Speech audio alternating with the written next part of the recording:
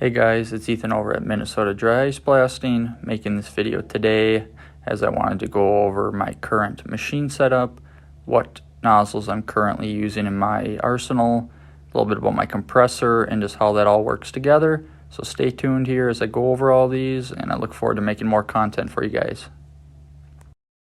This is my 1-inch nozzle. This is my most used one. It's my bread and butter. You can see here it's angled up top for a better cut. And then it's a 1-inch gap here. So this is what I use most of the time for most jobs, unless I'm worried about being too aggressive. Then I might go to a different one in my arsenal, which you'll see following here. This is my 2-inch nozzle. This is probably my second most used. You can see here it's not angled like the other one, and it's got a 2-inch gap. So I will use this if I am doing something very light, cleaning dirt, some grease, stuff that's very easy to clean. In the 1-inch, well, it's more aggressive. I don't need something that aggressive, so I'll go to this because I can cover more surface area at one pass. Lets me get the job done a little quicker and still an effective clean. It's the same length as the 1-inch, just the bigger opening. This is probably my third most used nozzle. This is a Mern Technology nozzle. It's angled like my 1-inch.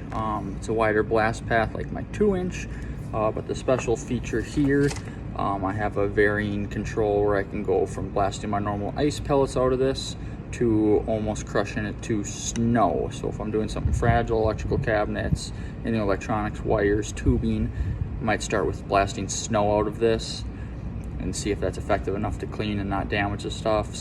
It's hit or miss. Sometimes the snow is not aggressive to clean, so then I can vary it a little bit and see if I can get a little more aggressive but still protect the stuff I'm trying not to damage. So this one comes in handy for a lot of applications, and it's good to have all three of these normal size ones. They're all about the same length. The last one I keep in my normal cleaning arsenal would be another 1-inch.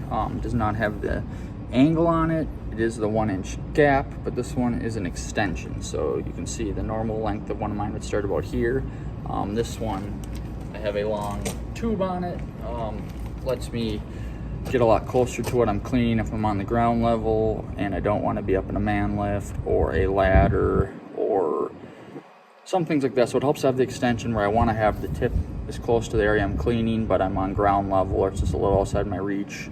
It's also handier too if I'm doing something instead of holding my gun up the whole time. Maybe I could be more at my waist and hold it right here where it's more comfortable for my arms and shoulders and clean like that. This is my current machine. It's an Aero 80 FP. It's made by ColdJet.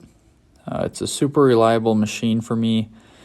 It's pretty robust and has a spot below in between the wheels that I can pick it with a forklift to get it in and out of my truck, as it's too heavy to lift by myself.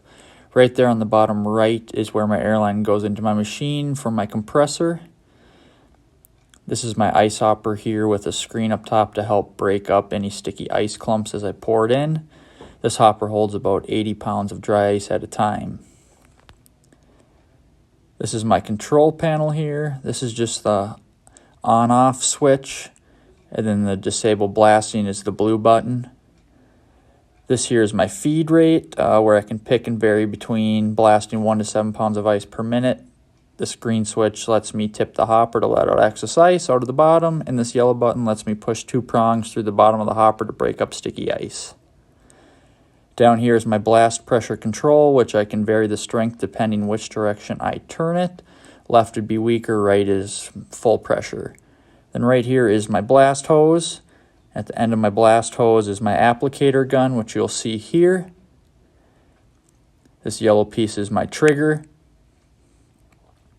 And the red button on the bottom is my safety, much like a firearm. Then I have one more toggle switch here that lets me pick just blasting air or air and ice together. Lastly, this is my 385 CFM Atlas Copco compressor.